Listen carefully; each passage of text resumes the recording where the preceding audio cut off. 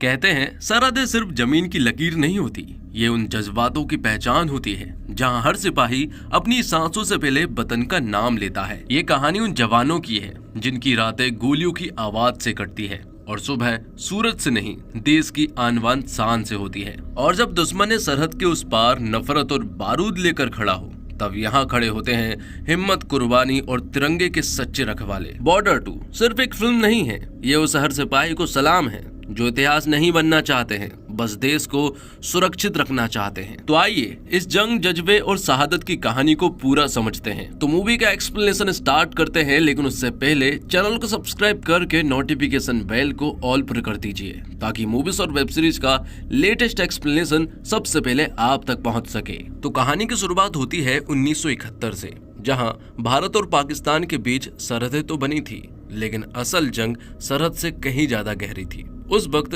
पाकिस्तान 2 हिस्सों में बटा हुआ था, पश्चिमी पाकिस्तान और पूर्वी पाकिस्तान, जिसे आज हम बांग्लादेश के नाम से जानते हैं। पूर्वी पाकिस्तान के लोग अपनी भाषा, अपने हक और अपनी पहचान के लिए लड़ रहे थे, लेकिन वहां की आवाज को बंदूकों से दबाया जा रहा था। तब पाकिस्तानी सेना ने अपने ही लोगों पर जुल्म शुरू कर दिया, गांव जला दिए, औरतों पर अत्याचार हुए और लाखों लोग जान बचाकर भारत की सीमा में शरण लेने के लिए मजबूर हो गए। तब भारत के लिए ये सिर्फ पड़ोसी देश का मामला नहीं था, ये इंसानियत का सवाल बन चुका था। एक तरफ लाखों शरणार्थियों का बोझ, दूसरी तरफ सीमा पर बढ़ता खतरा, और पाकिस्तान कभी नहीं चाहता था कि भारत बांग्लादेश की मदद करे। इसी वजह से पाकिस्तान ने कई बार भारत पर हमले किए। तो कहानी के केंद्र में है लेफ्टिनेंट कर्नल फतेह सिंह कलेर, जो कि जाबाज फौजी के साथ साथ एक मार्गदर्शक भी है। हाल ही में फतेह सिंह को ये बात मालूम चली है कि पाकिस्तान के बहुत सारे सोल्जर जो है वो इंडिया में घुस चुके हैं और हमारे कैंप पर नजर रख रहे हैं।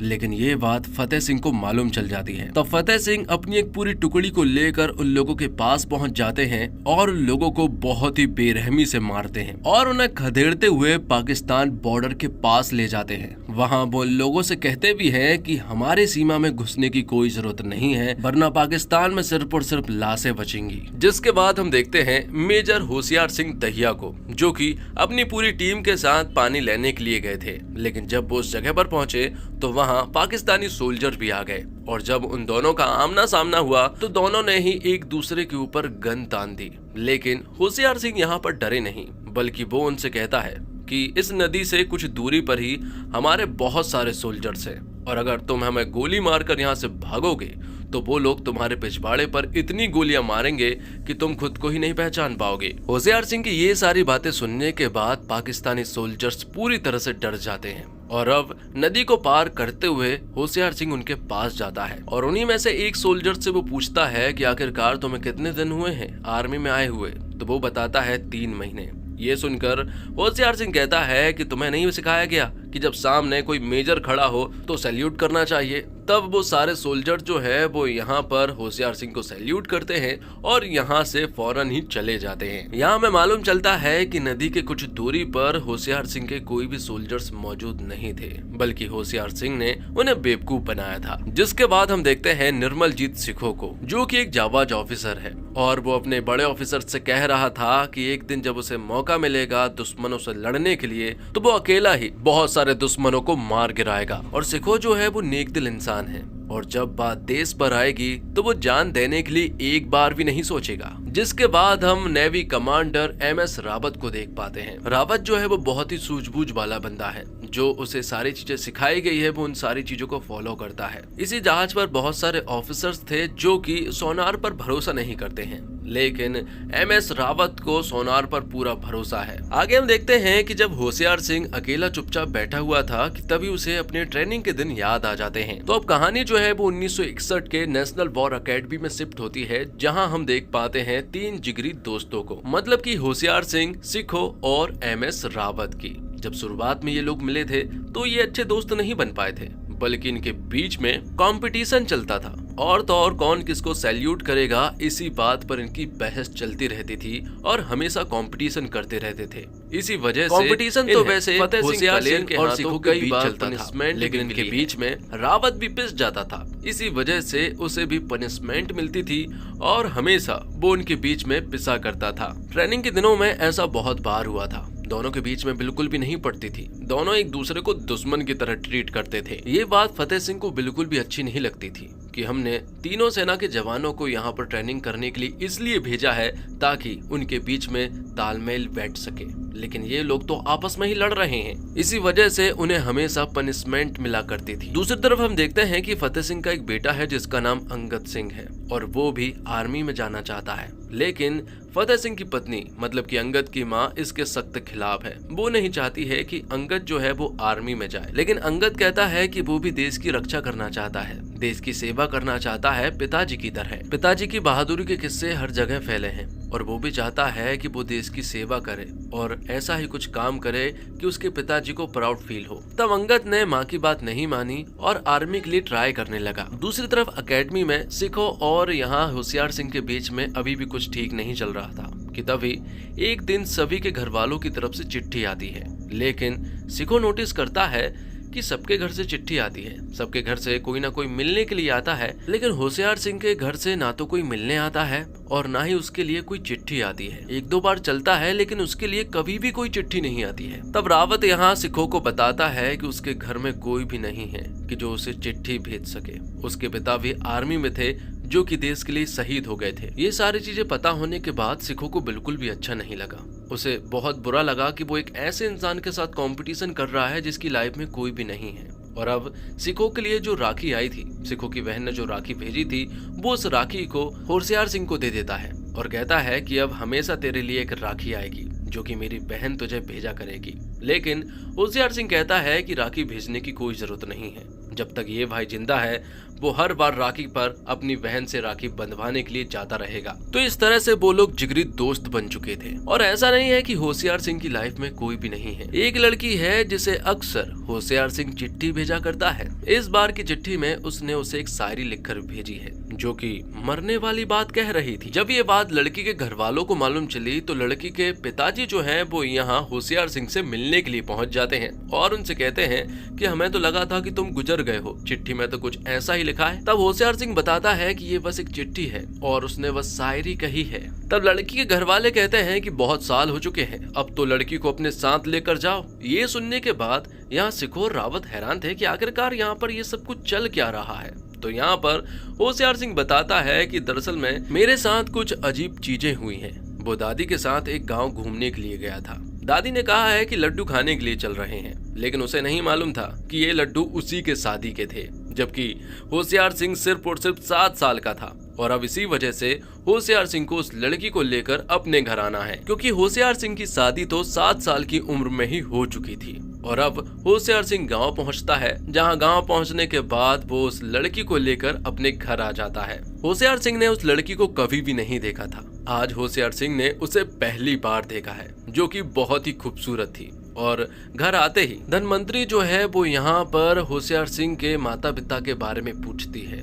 तो यहाँ होशियार सिंह बताता है कि उसकी लाइफ में तो कोई भी नहीं है, वो अकेला है। उसके पिता आर्मी में थे। धनवंतरी से कहा गया था कि जब वो अपने ससुराल जाएगी तो वहाँ जाकर अपने सास ससुर के सबसे पहले पैर पड़ना और उनका आशीर्वाद लेना। लेकिन अब जब यहाँ पर कोई नहीं है तो धनवंतरी होशियार सिंह के पिता की आर्मी की वर्दी के पैर छूती है और उन्हीं से आशीर्वाद लेती है। ये देखकर होशियार सिंह को बहुत अच्छा लगा। अब इसी तरह से दोनों एक दूसरे के साथ रहने लगते हैं और जब भी होशियार सिंह को छुट्टी मिलती तो वो तुरंत ही घर भागा भागा चला आता। और अब कुछ ही दिनों के बाद उन्हें खुशखबरी मिलती है, मतलब कि घर में तीसरा मेहमान जो आने वाला है। अब आगे हम देखते हैं कि जब रावत और होशियार सिंह जब सिखों के घर पर जाते हैं सिखों की बहन से राखी बंधवाने के लिए, तब सिखों के घर वालों के द्वारा यह रावत और होशियार सिंह को मालूम चलता है कि एक लड़की है जो कि सिखों को पसंद करती है। उन्होंने फोटो भी भेजी है, लेकिन सिखों जो है वो उसको देखने के लिए भी तैयार नहीं है। तब रावत और होशियार सिंह ने एक प्लान बनाया। जब सिखो यहाँ पर आया तो उससे कहा गया कि ये फोटो जो है ना वो उस लड़की को वापस कर देना, क्योंकि उन लोगों ने ना मना कर दिया है। दरअसल में सिखों को रिजेक्ट कर दिया गया है। ये बात यहाँ सिखों की माँ ने उससे कहा है, लेकिन ये बात सुनकर सिखों को बहुत बुरा लगा कि आखिरकार मेरी अच्छी खासी सैलरी है, एयरफोर्स में हूँ और अच्छा खासा दिखता भी हूँ, तो आखिरकार कौन लड़की उसे मना कर सकती है। तो वो फोटो लेकर उनके घर पहुंच गया, लेकिन जब वहां जाकर उसने लड़की को देखा तो लड़की को देखकर तो वो बहुत ही ज्यादा हैरान रह चुका था कि इस लड़की की फोटो उसने नहीं देखी जो कि इतनी खूबसूरत है। उन दोनों के बीच में बातें होती है।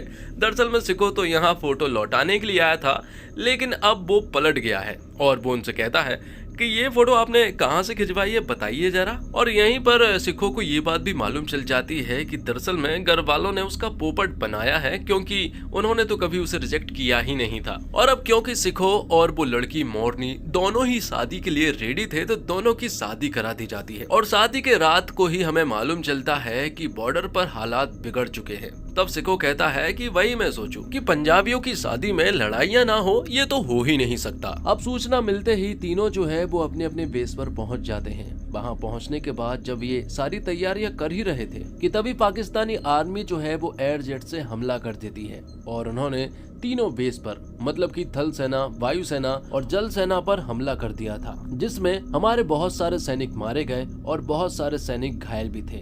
और इसी हमले में होशियार सिंह, सिखो और रावत भी घायल हो चुके थे। तो हालात तो पूरी तरह से बिगड़ चुके थे। वहीं यहाँ फतेह सिंह को मालूम चलता है कि एक जगह है जहाँ पर पाकिस्तानी आर्मी ने कब्जा कर लिया है और वहीं फतेह सिंह ने अटैक करने का पूरा प्लान बना लिया है। पाकिस्तानी आर्मी ने जिस जगह पर कब्जा किया हुआ है वो ब्रिज से उस पार है और जब ये लोग उन पर अटैक करेंगे तो ये एयर सपोर्ट को बुला लेंगे। इसी वजह से पहले इन्हें एयर सपोर्ट कर उड़ाना होगा या फिर एयर सपोर्ट पर जितने भी लोग होंगे उन्हें मारना होगा। तब ये लोग ऐसा ही करते हैं, एयर सपोर्ट पर जितने भी लोग थे उन्हें खत्म करते हैं और ब्रिज के रास्ते से आगे बढ़ते हैं, जहां फतेह सिंह अकेले ही बहुत सारे सैनिकों को मार गिराते हैं और आगे बढ़ते हैं। तभी इन्हीं में से एक सैनिक जो है वो एयर सपोर्ट की तरफ बढ़ने लगता है, लेकिन उसके पीछे फतेह सिंह जाता है और उसे बहुत ही बेरहमी से मारता है। अब एयर सपोर्ट पे पहुंचने के बाद फतेह सिंह के पास पाकिस्तानी जनरल का फोन आता है और यहाँ फतेह सिंह बताता है कि यहाँ कुछ भी ठीक नहीं है, सारे लोग मारे गए हैं। ये सुनने के बाद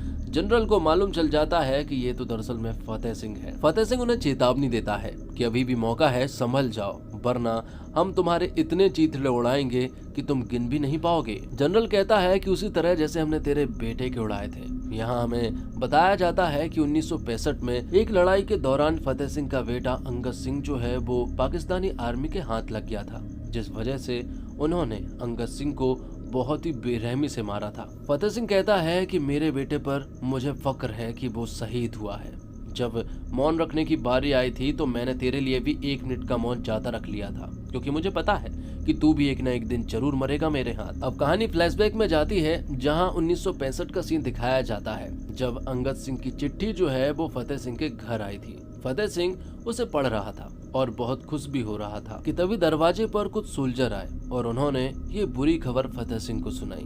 ये सुनने के बाद फतेह सिंह को बहुत ज्यादा बुरा लगा। अंगद ने कई बार कॉल भी किया था, लेकिन फतेह सिंह अपनी पत्नी के साथ गुरुद्वारे गया था और फिर 1965 के बाद से फतेह सिंह कभी भी गुरुद्वारे नहीं गया। अब कहानी फिर से 1971 में आ जाती है, जब सारे जवानों की घर से चिट्ठी आती है। सभी लोग बहुत खुश थे क्योंकि जवानों को इस दिन का बहुत ज्यादा इंतजार होता है। यहाँ होशियार सिंह के नाम भी एक चिट्ठी आई थी। वो चिट्ठी दरअसल में धनमंत्री ने ही लिखी थी, जिसमें बहुत सारी गलतियां थी, लेकिन फिर भी उन सारी गलतियों को यहाँ पर होशियार सिंह ने समझ ली थी, जिसमें लिखा था कि 1 हफ्ते के बाद ही वो जल्द बाप बनने वाला है। धनमंत्री और होशियार सिंह के बीच में एक शर्त है कि बेटा होगा या फिर बेटी। होशियार सिंह चाहता है कि बेटी हो, लेकिन धनमंत्री चाहती है कि बेटा हो। दूसरी तरफ हम देखते हैं नेवी कमांडर MS रावत को, जो कि जहाज पर थे और कुछ दिन पहले ही उनके जहाज पर अटैक हुआ था और इसी में उनके कुछ फंक्शन जो है वो काम करना बंद कर दिए हैं। कि तभी हम देखते हैं कि कुछ और यहाँ पर अटैक होते हैं। इस बार पाकिस्तान की पनडुब्बी के द्वारा इस तरह से अटैक किए गए हैं कि पूरे जहाज में पानी घुस चुका है, जहाज डूबने लगा है और अटैक के कारण बहुत सारे सोल्जर्स जो हैं वो जख्मी भी हो चुके हैं। तो यहाँ रावत जो है वो सारे सोल्जर्स को बचाने की पूरी कोशिश करता, लेकिन यहाँ रावत ने भी उनकी सबमरीन में अटैक कर दिया था, जिस वजह से उनकी सबमरीन भी डैमेज हो चुकी थी। इसी वजह से उन्हें भी ऊपर आना पड़ा और ऊपर आने के बाद यहाँ रावत जो है वो उन पर गोलीबारी की बरसात कर देता है। लेकिन इतना काफी नहीं था, क्योंकि सबमरीन जो है वो नजदीक आ चुकी थी और फिर से जहाज पर कुछ अटैक होते हैं। जो सोल्जर्स बच गए थे उन्हें रेस्क्यू करके दूसरी जगह भेजा जा रहा था, लेकिन सबमरीन में जो पाकिस्तानी आर्मी है वो लोगों के ऊपर हमला कर रही थी। लेकिन MS रावत जो कि पूरी तरह से जख्मी हो चुका है, मरने की हालत में था, इसके बावजूद वो खड़ा होता है और उस सबमरीन में अटैक करता है और उस सबमरीन को पूरी तरह से ध्वस्त कर देता है। लेकिन आखिर में यहाँ MS रावत जो है वो शहीद हो जाता है क्योंकि उसकी हालत बहुत ही ज्यादा गंभीर हो चुकी थी। दूसरी तरफ हम देखते हैं सिखों को, जो कि अपने बेस पर मौजूद था। एयरक्राफ्ट के साथ वो यहीं पर मौजूद था और कुछ बच्चे भी यहीं मौजूद थे जो कि यहाँ सिखों से बात कर रहे थे कि तभी अचानक से कुछ एयरजेट यहाँ पर आते हैं और वो आते ही यहाँ पर गोलीबारी स्टार्ट कर देते हैं और जो बच्चे मौजूद थे ना वो भी खत्म हो जाते हैं। ये देखकर यहाँ सिखों को गुस्सा आ जाता है और वो तुरंत ही उन जेट के पीछे पड़ जाता है जो कि लगभग 4 से 5 थे और सिखों अकेला ही था।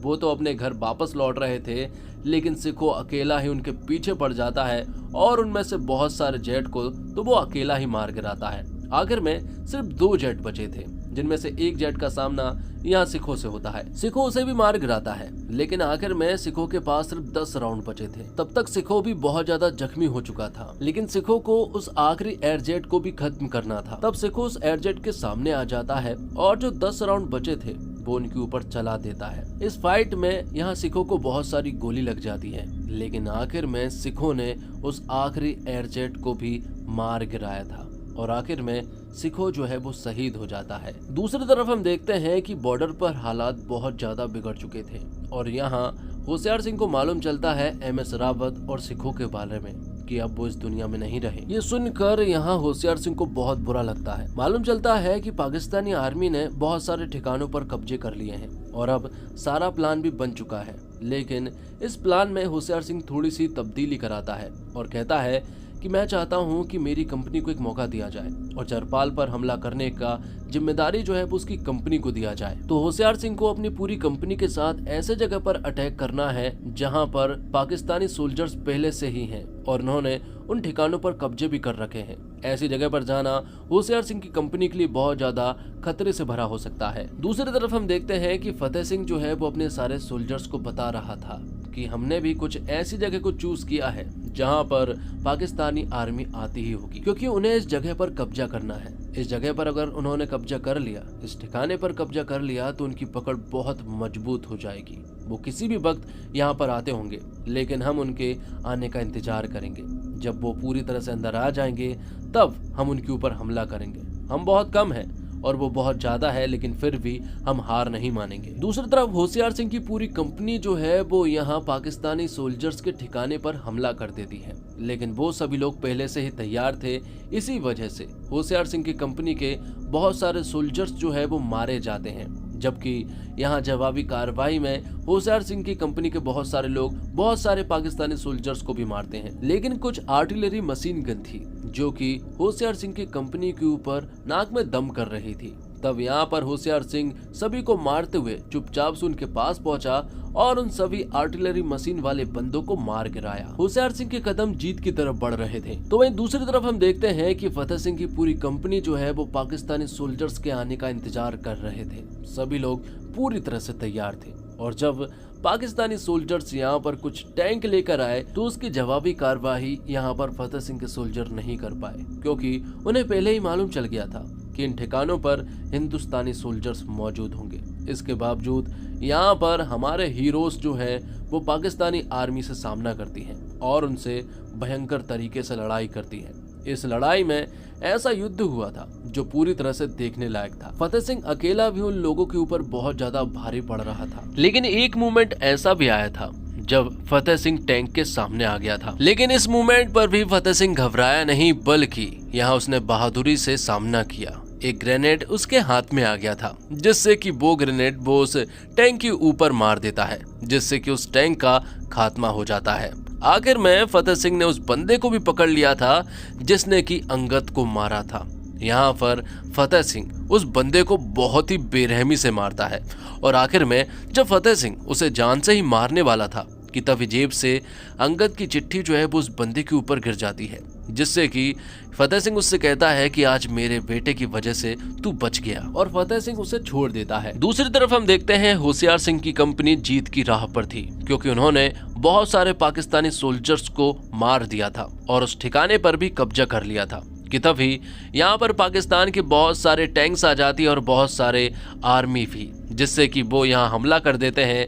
और अब होशियार सिंह की हालत बहुत ज्यादा गंभीर हो चुकी थी। होशियार सिंह बहुत ज्यादा जख्मी हालत में था। वो उस टैंक के सामने घुटने पर था। तब उस टैंक में से एक पाकिस्तानी सोल्जर बाहर आया और वो यहाँ होशियार सिंह से कहता है कि मुझे ऐसा लगा था कि इस जंग में शायद उसे किसी भी हिंदुस्तानी सोल्जर्स को तड़पाकर मारने का मौका नहीं मिलेगा, लेकिन वो मौका भी अब उसे मिल गया है। और अब जब वो सोल्जर यहाँ होशियार सिंह को मारने ही वाला था कि तभी दूर से यहाँ पर हमारा हीरो फतेह सिंह आ जाता है।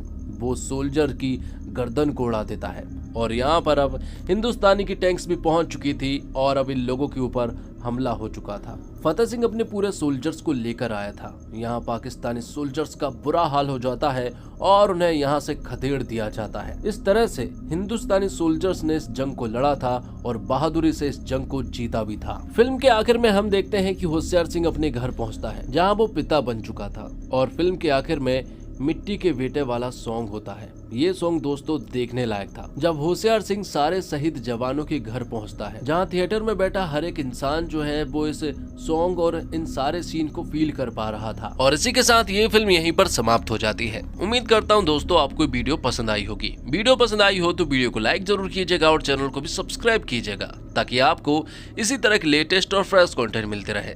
मिलते एक और कमाल की वीडियो के साथ, तब तक के लिए आप हमारे चैनल के साथ बने रहिए। धन्यवाद। जय हिंद, जय भारत, जय श्री राम।